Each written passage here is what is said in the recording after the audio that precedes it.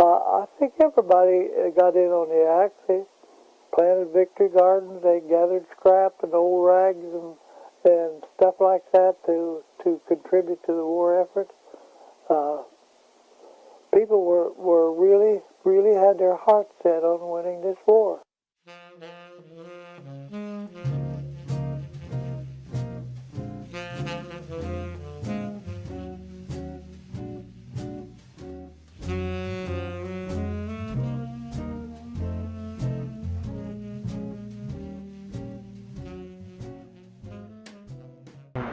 It was a series of events that led to the war that the world calls World War II. This documentary is about the rights and responsibilities that Americans lived through in those days. There was a time of economic prosperity called the Roaring Twenties, a time of jazz music, the telephone, and motion pictures. All the fun came to an end in 1929 when the stock market crashed and happy times and jobs were harder to find. Tell me about the Great Depression again. Well, it was a very bad time. People were out of work.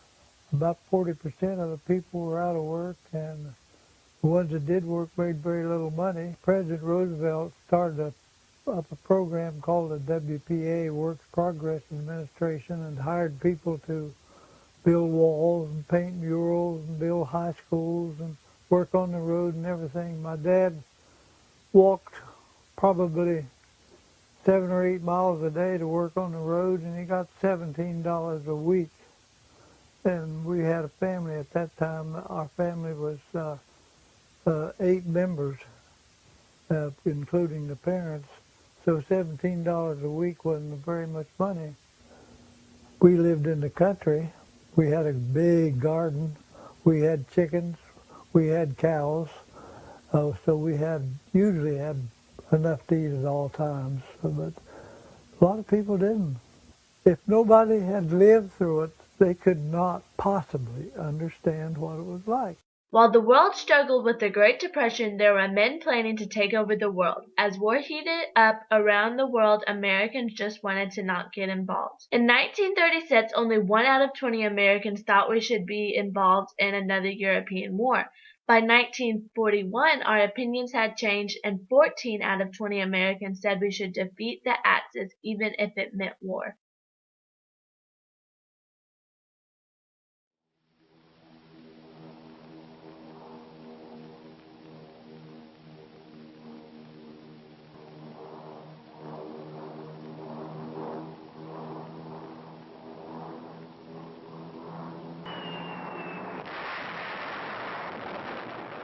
I ask that the Congress declare that since the unprovoked and dastardly attack by Japan on Sunday, December 7th, 1941, a state of war has existed between the United States and the Japanese Empire.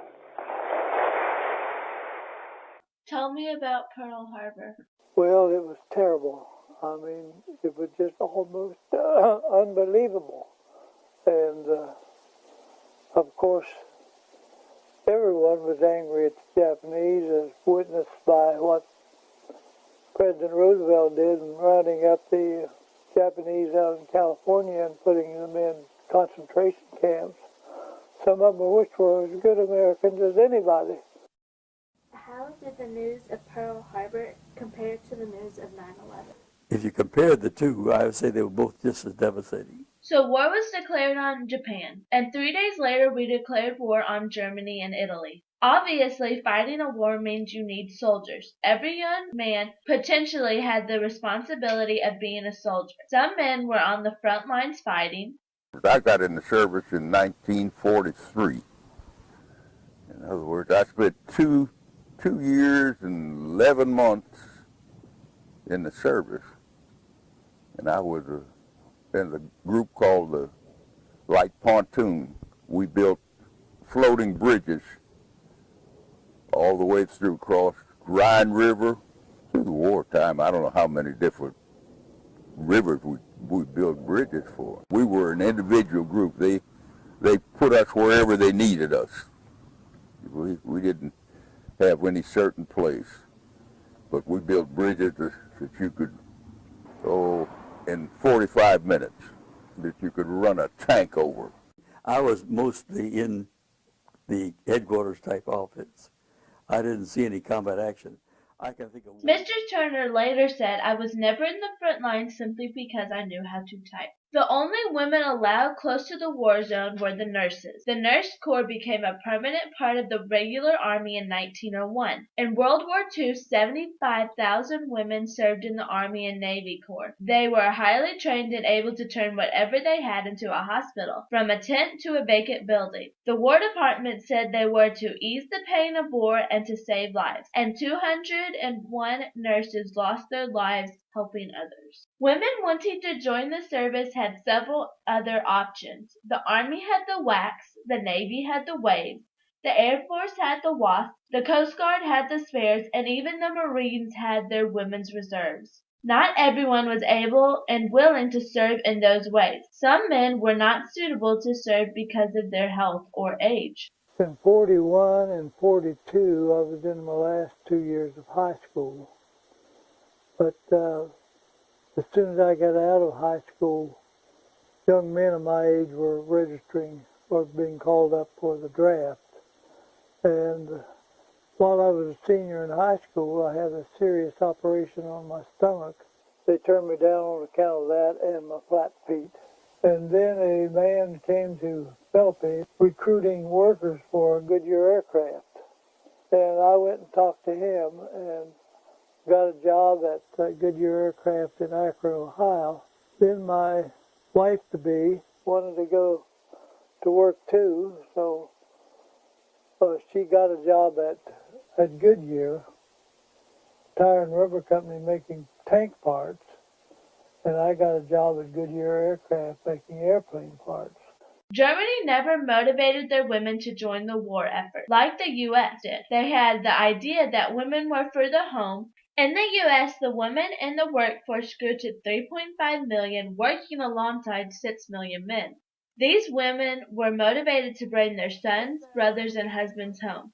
Oh, there was tons of women. The plan that Goodyear had with the government to work on a cost-plus basis.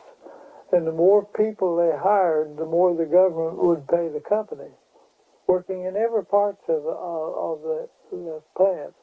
So, yeah, there was a lot of women working there.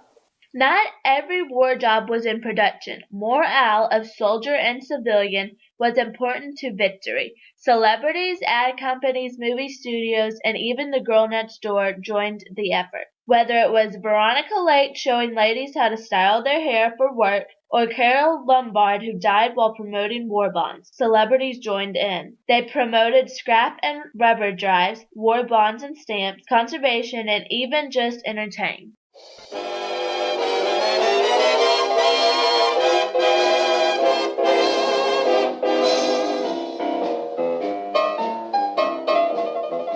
This is the G.I. Jive, man alive.